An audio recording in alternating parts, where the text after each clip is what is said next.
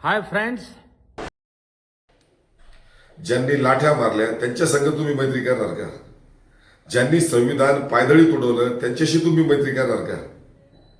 ज्यांनी लाठीवर खिळे लावून तुमच्यावर अत्याचार केले, तुमच्यावर पॅलेट गन चालवले, तुमच्यावर टिअर गॅस चालवले, त्यांच्या संग तुम्ही मैत्री करणार का?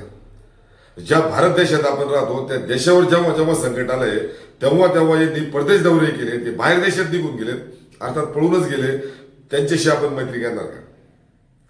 नरेंद्र मोदी साहेब आपण या देशाचे पंतप्रधान आहात.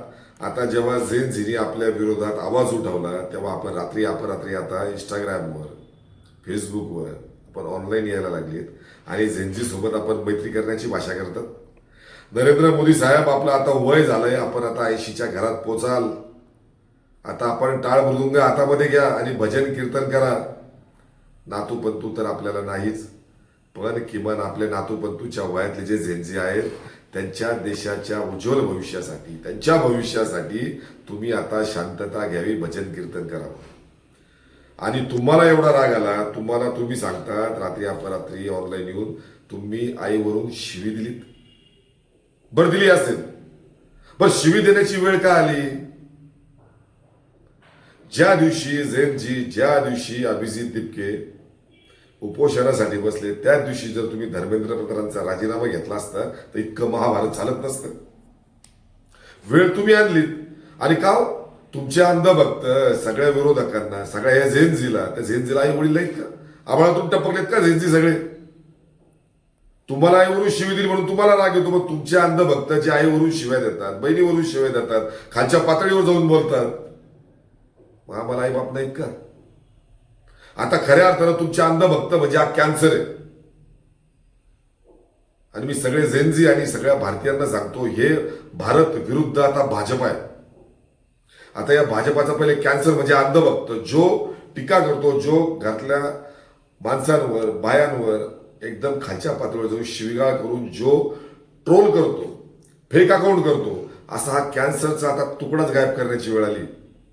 यांच्यावर औषधोपचार करण्याची वेळ आली. आता यांना ना ॲलोपॅथी चालणार, ना आयुर्वेदिक उपचार चालणार, ना होमिओपॅथी चालणार, पण कायद्याच्या चौकटीत, संविधानाच्या चौकटीत राहून आता यांचा नायनाट करण्याची वेळ आली. त्याच्यामुळे अंधभक्त सुद्धा लवकरात लवकर गायब होतील. सतत बघतो माय फ्रेंड आता आव्हान देत आहेत. अहो, ज्या झेनजीच्या बळावर तुम्ही पंतप्रधान झालात, 3 वेळा पंतप्रधान झालात, सत्ता मिळवली, ग्रामपंचायतीपासून खासदारकीपर्यंत तुम्ही सत्ता मिळवलीत, केंद्रात तुम्ही पंतप्रधान झाले, त्या झेनजीच्या मुळावर तुम्ही उठलेत. पण आता ही झेनजीच तुमच्याच पाल्यासहित मुळा घालेल आणि तुम्हाला मोरासारख्या नाचवल्याशिवाय राहणार आहे, लक्षात घ्या. हे झेनजी,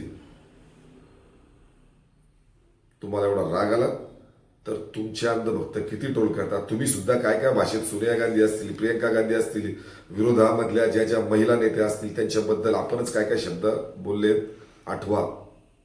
भाडेके टट्टे आपल्या सुसंस्कृत महाराष्ट्राचे मुख्यमंत्री साहेब भाडेके टट्टे शब्द वापरतात. चांगली भाषा ही. समोरच्याकडं बोट करताना पंतप्रधान साहेब 4 बोट आपल्याकडे असतात. आपल्या पक्षातले आपण ज्यांना मंत्रिपदावर बसवलं सगळे रेपिस्ट,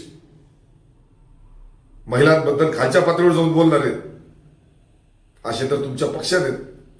तुम्ही भाषा करावी. तुम्हाला शिव्या दिल्या, तुम्हाला राग आला.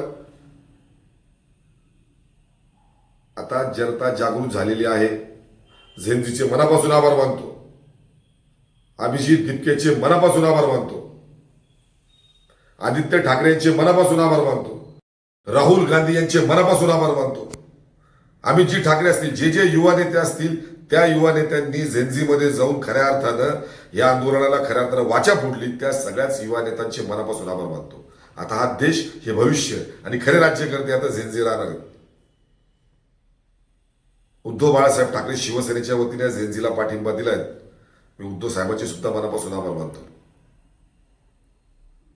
कारण रात्री अपरात्री येणाऱ्या अशा म्हातारड्यांनी आता माय फ्रेंड म्हणून, झेनझीला म्हणून तुम्ही आता काहीच मैत्रीची आता तुम्ही पुढे हात करूच नका.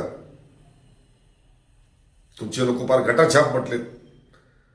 तुमची ती खासदार जी आमच्या माता मावल्या, आमच्या भगिनींबद्दल, आमच्या मुलींबद्दल एक एक मुलगी 4-4 मुलांसंग शरीर संबंध ठेवती, या भाषेत बोलली, कटाक्षाप बोलली, काय काय घाण भाषेत बोलली, ते आता झेंझी विसरणार नाहीत.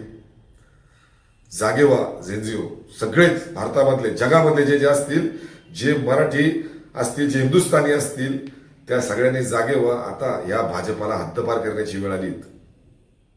कारण यांनी भारताची संस्कृती नासवली, यांनी भारताची माती खराब केली, यांनी ना पोलीस, ना आर्मी, ना महिला, ना वृद्ध यांची कोणाची किंमत नाही ठेवली, सगळ्यांचा बाजार मांडलाय.